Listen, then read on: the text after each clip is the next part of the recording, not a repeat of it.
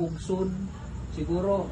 wala nag-ampuan basig dahil na uban nga mutambong na diri kay naa na siya sa moment nga grabe nagit ka struggle iyang kinabuhi mura wa na gid siguro siya maduulan iyang loved ones di na makatambag sa iya so mabutang na gid nga prayer meeting na lang gid siya mutungan so, na bisag asa na may sulod simbahan ay hapag yun manunga ang uban kung naa na sila sa moment na grabe na kayo naapoy uban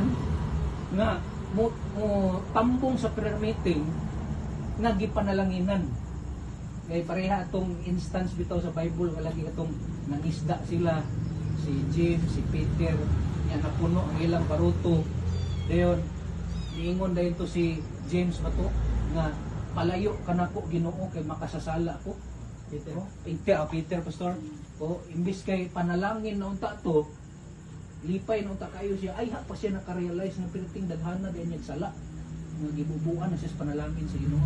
naingana gyapon nga mga Kristiyanon na ay pa makahinuktok sa ilang sala kung panalanginan o sakto gyud sa Ginoo pero it doesn't matter maigsoon kung asa ta atong duha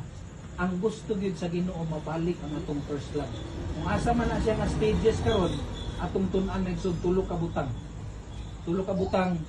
nga nahitabo maigsoon sa church sa Ephesus ang nahitabo gid nila is nawala ang ilahang first love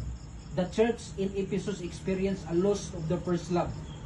so naay example ani for example sa mga magtiayon kung lubad na daw ang gugma sa magtiayon dapat mangita tag pamaagi ana nga inurture nato nga mabalik